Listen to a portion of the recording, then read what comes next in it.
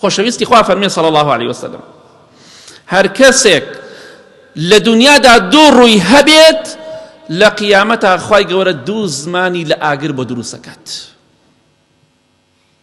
کەواتە خۆت لە دووڕی بپارێزە. بڕۆ لە تۆڕە کۆمەڵایەتەکان یا لە کتابەکانە بنووسە سیفەتەکانی مرۆڤی دووڕوو چییە، بیخوێنەوە بزانە کامی لە تۆدا هەیە. خۆت بپارێزە بۆی لە ڕۆژی قیامەتا دوو زمانی ئاگر بۆ دروست نەکرێ. زۆر شتێکی ناشرینە دوو زمان. مرۆڤ ئەگە دوو زمانی هەبێ زۆر شتێ ناشرینە.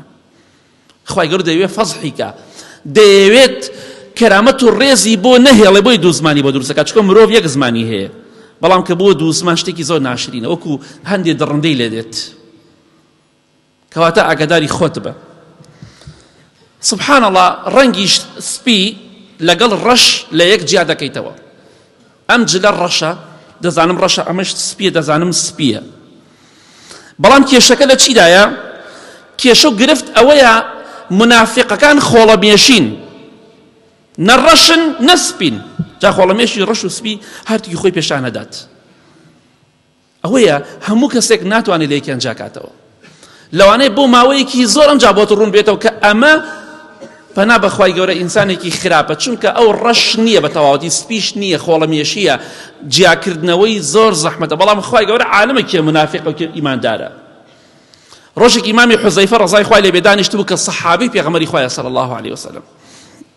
پیاوێک خەمبار بوو، بێتاقەت بوو، داخلە دڵ بوو. فەرمووی خوایە گیان اللهم أهلك المنافقين، خوایە هەرچی منافق و دووڕۆ هەمووی لەناوبەری، چونکە ژیانیان لە ئێمە تێکداوە، ژیانیان لە خەڵکی تێکداوە. خوایە ئەوەی دووڕۆ منافقە لە ناوی بەریت.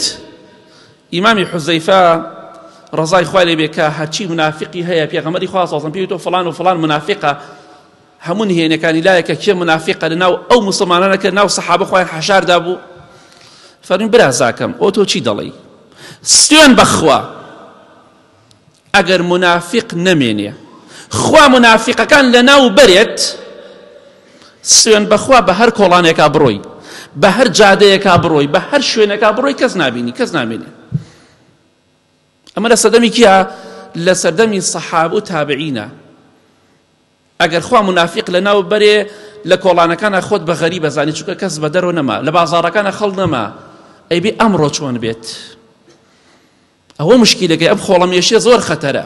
ڕەنگێکی خۆڵەمێشی نەڕەشە نەسپی، جیاکردنەوەی گرفتە زۆر گرفتێ گەورەیە.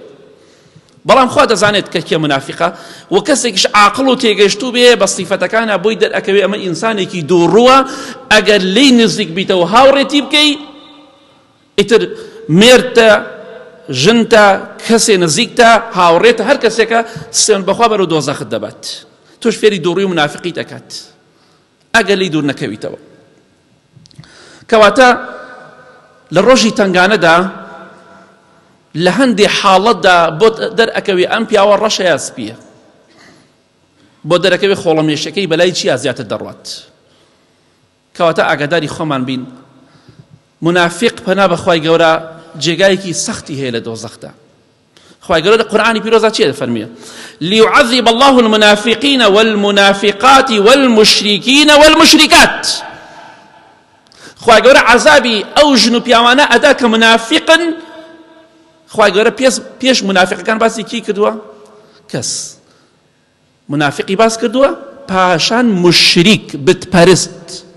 خوای گەورە عەذابی منافقەکان ئەدا، عەذابی مشریکەکان و بتپەرستەکان ئەدات. خوای گەورە پێش بتپەرستەکان هەڕەشەی لە منافق کردووە لە دووڕوو. کەواتە دووڕووی بەدبەختی و دۆڕاوی و شەرمەزاریە بۆ دنیا و قیامەت.